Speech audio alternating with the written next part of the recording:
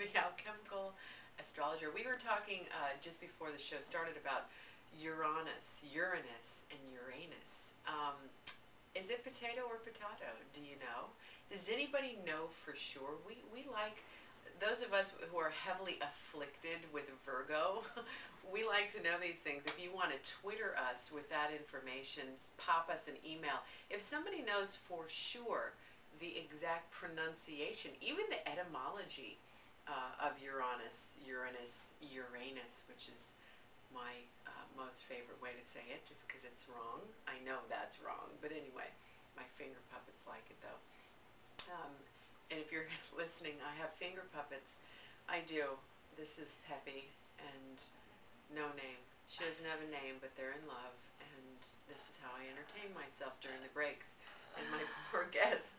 Okay, so let's talk about politics, because I noticed that a lot of folks, there's a big buzz again about our president, Mr. Obama. You know, Mr. I'm going to save the country, we all hoped, right? Yes. Speaking of not wanting to be responsible, what a load to carry, and this sudden change of tide. Is it possible that that kind of thing is a planetary influence? Just talk about that, wherever you want to dive in with that, Agnes, because it's so upsetting to me. I feel like I live in a country of bandwagon, you know, political partiers. You know, as soon as one thing gets sideways, nobody wants to look. Many of us don't want to look at our contribution or our behavior. We're just so eager to look at, like with Mercury retrograde, what everybody else is doing wrong. Yes, especially those in power. We like to give them the power. Yeah. To do wrong and to do right. And so this was inevitable. Barack Obama's chart is being hit left and right. He has one of the most challenging transits going on at this time to his chart, actually a couple of them, and astrologers have been kind of biting their nails going, what's going to happen at this time? How is he going to handle that?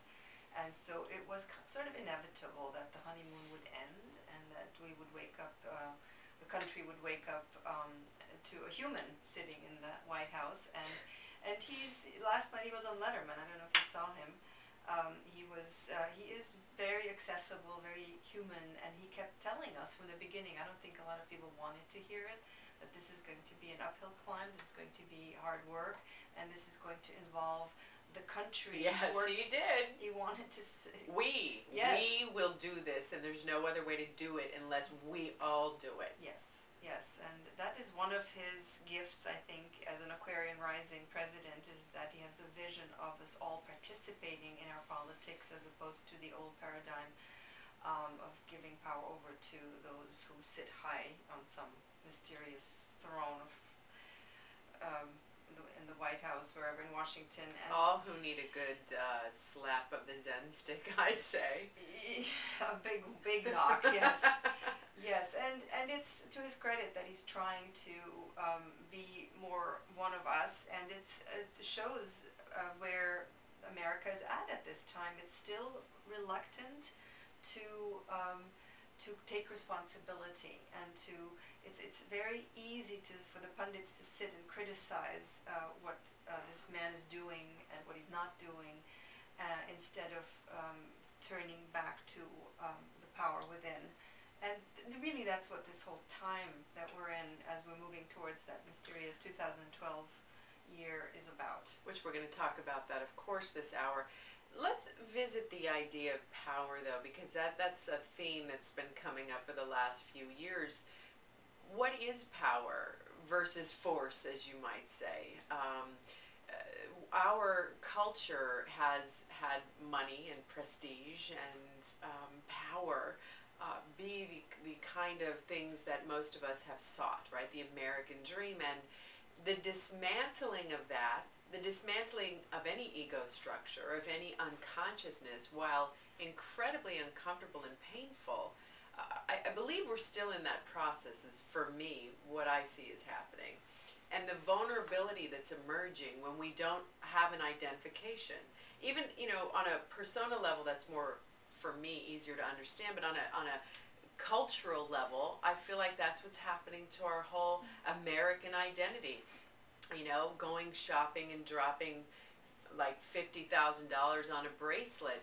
People, if they did that, I think they would be embarrassed right now. We just don't want to be so identified, but we don't know who we are.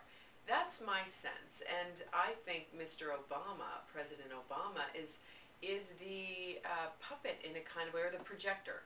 We're projecting all of our vulnerability and fear onto him, and I think he's mirroring that quite gracefully, really.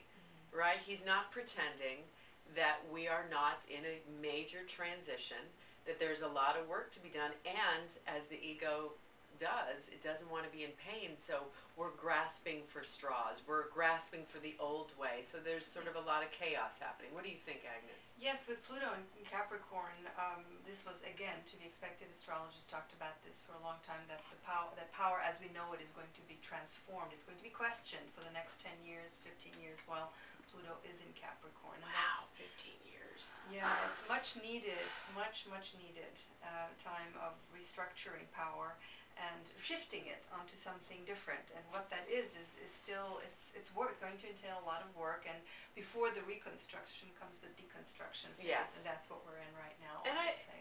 And I think most of us are looking for the real power. I know certainly I am, and I believe that it happens deep inside of all of us, and that's the shift. We are becoming internally referenced as a culture. We are growing up out of adolescence onto the spiritual path. Hallelujah. Everybody just sit back and watch the show. We're going to be back in just a minute with Agnes. I am Maryanne. Comaroto, we're streaming live.